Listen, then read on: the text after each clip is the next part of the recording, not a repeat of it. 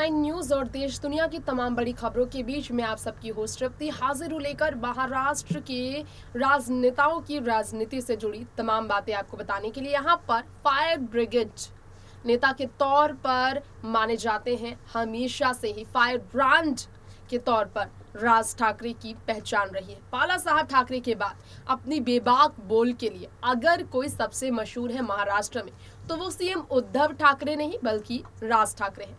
अब मनसे के प्रमुख राज ठाकरे की भिड़ंत हमेशा से भाई उद्धव ठाकरे के साथ रही है, क्योंकि बाला साहब ने शिवसेना की कमान अपने बाद उद्धव के हाथ में सौंपी। राज और उद्धव के बीच झगड़े का कारण ये बना, लेकिन यहाँ आप सबको हम बताने जा रहे हैं किस प्रकार से राज ठाकरे पर दबाव बन गया है। भाजपा जो है राज ठाकरे के लिए मुसीबत खड़ी कर चुकी है।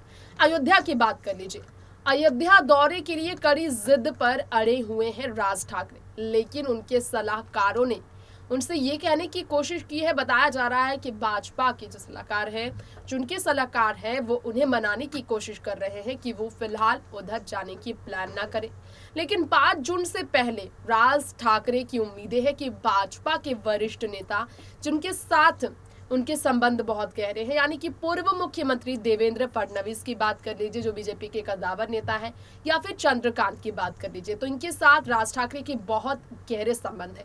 इसीलिए राज ठाकरे की उम्मीदें हैं कि उन्हें जो है सो पूरा साथ मिलेगा बीजेपी से, ये दोनों उनका साथ देंगे। और 5 जून से पहले बीजेपी सांसद बृजभूषण शरण सिंह को मना लिया जाएगा, बीजेपी नेता उन्हें मना लेंगे। यानी कि नवनीत राणा, जिन्हें दिल्ली में केंद्र का पूरा सपोर्ट मिल रहा है, नवनीत राणा की तरह राज ठाकरे बीजेपी के सपोर्ट की उम्मीदें कर रहे हैं। अयोध्या दौरे पर वो इसलिए अड़े हैं क्योंकि अभी फिलहाल वो चुप है। वो चाहते हैं कि इस चुप्पी का उन्हें फायदा मिले।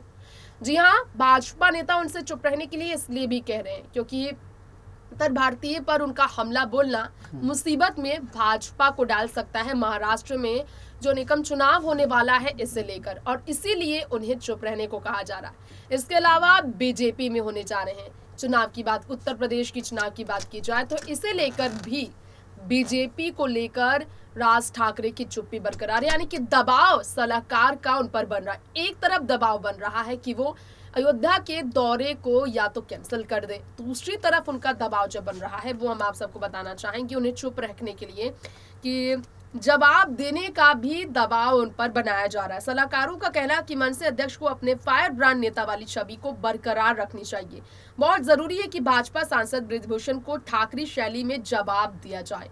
लेकिन यहाँ आप सबको बता दें कि वाकई में बृजभूषण शरण सिंह का घमंड तोड़ने के लिए अब राज ठाकरे तैयार होंगे, यानी ये तो वक्त बताएगा। लेकिन फिलहाल अयोध्या में रामलला का दर्शन खुद करने जा रहे हैं 5 जून को मनसे अध्यक्ष यानी कि राज ठाकरे, और इसीलिए वो भाजपा सांसद जो है जो कि ठाकरे शैली को रोकना चाहते हैं उन्हें जवाब दे रहे हैं। लेकिन राज ठाकरे अयोध्या जाने की तारीख बदलते हैं तो देश भर में संदेश जाएगा कि भाजपा सांसद ने मराठी भाषी नेता को अयोध्या में दर्शन करने आने से पहले रोका है। कहीं ना कहीं महाराष्ट्र में मराठी मानुस का सेंटिमेंट और सहानुभूति राज ठाकरे के प्रति बढ़ जाएगी, तो बीजेपी अपने ट्रैक में फंसाने का प्रयास कर रही है राज ठाकरे को। इस तरह के मामले भी सामने आ रहे हैं। जी हाँ, आपको सुनकर शायद हैरानी भी हो, सुनकर शायद आप सभी असमंजस में पड़ जाए, लेकिन तारीख बदलने की सलाह की अगर बात की जाए, राज ठाकरे पर बीजेपी कैसे दबाव बना रही है,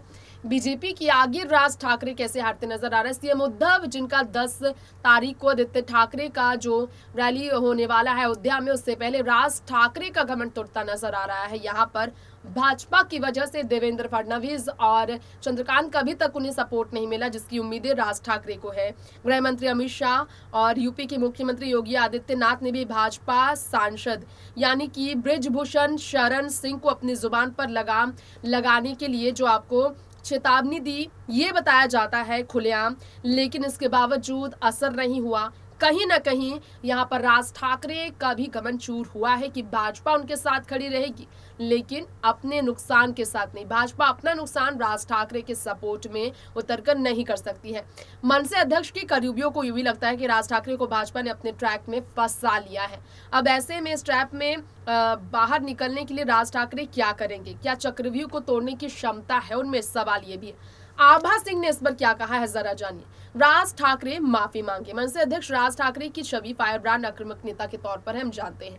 अब भाजपा सांसद ब्रजभूषण शरण सिंह ने जब उनको लेकर कड़े शब्दों का प्रयोग किया, धमकियां दी, तो ऐसे में यह है कि यूपी की जनता या साधु समाज हो या फिर प्रधानमंत्री नरेंद्र मोदी से माफी मांगने की सलाह देते हुए वहां तक कह डाला गया शरण सिंह की तरफ से। ऐसे में आपको बता दें कि भाजपा सांसद ने जो धमकी दी, इसके बाद आभा सिंह की अगर बात की जाए तो आभा सिंह की चर्चा हर जगह हो रही है, जो हम आप सबको बता रहे हैं।